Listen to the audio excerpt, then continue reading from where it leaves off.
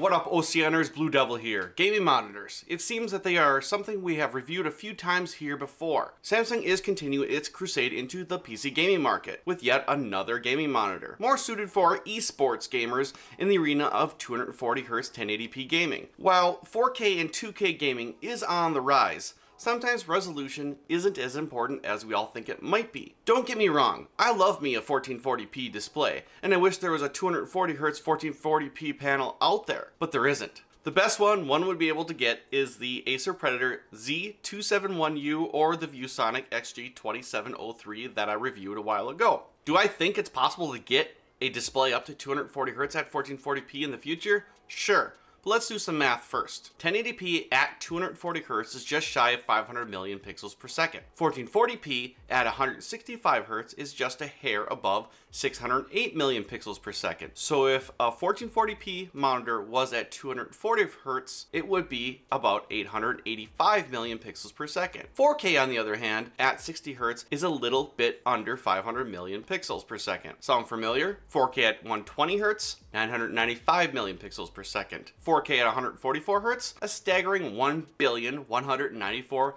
million pixels per second. So yes, it's definitely possible if you're looking at the math to have a 240Hz 1440p panel. But at the same time, those panels would drive up costs to more than double than that of a comparable 1080p 240Hz monitor. That's where the Samsung CRG 27-inch 1080p 240Hz curved gaming monitor comes in. Priced at $399 US, which in my opinion is a very competitive price point in comparison to other monitors in the same refresh rate and resolution class. This G-Sync compatible display, again flexing its main feature, which is a 240Hz refresh rate. However, instead of having the normal TN panel, which is actually quite common among higher refresh rate panels, lies a VA panel. VA panels are somewhere in between a TN and an IPS, where the VA panel in quality exists, but can still achieve those higher refresh rates like that of a TN panel. Another great feature of a VA panel type is little to no backlight bleed or glow that you would typically get with an IPS panel. Now, the idea of a 16:9 monitor with a curve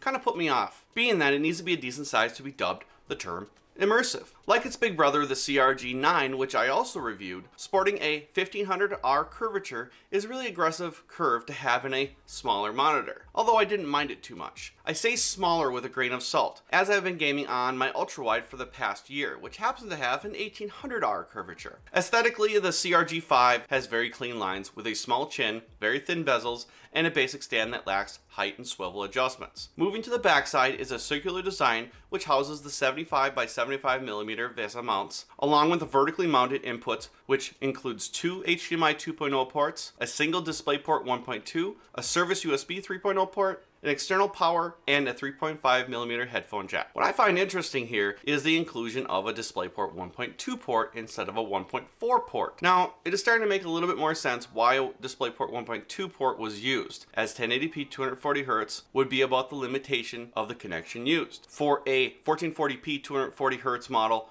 to come out, a DisplayPort 1.4 port is definitely a must. Moving over to the external power brick. Yep, it's an external power brick, which has also become more of the norm. Is an interesting design as well. Not built like the standard external power brick, most of the design is in the base/plug, leaving just a cable to manage back to the monitor. Nice, I guess, if power cannot be integrated into the design of the monitor, makes it less of an issue on the other end. So what's it like to game on the CRG5? Well, being a 27-inch monitor with a resolution of 1920 by 1080 means having a pixel density of about 81 ppi, meaning one has to sit a little bit further to not see the individual pixels, as opposed to a 2560 by 1440p panel at 108 ppi. However, once you start gaming on the CRG5, you tend to forget that it's 1080p and you get more into the game thanks to G-Sync working alongside the 240Hz refresh rate and its 4 millisecond gray-to-gray response time. Honestly, for what you pay for, the Samsung CRG5 is competitively priced. Most other brands have their models priced at about $430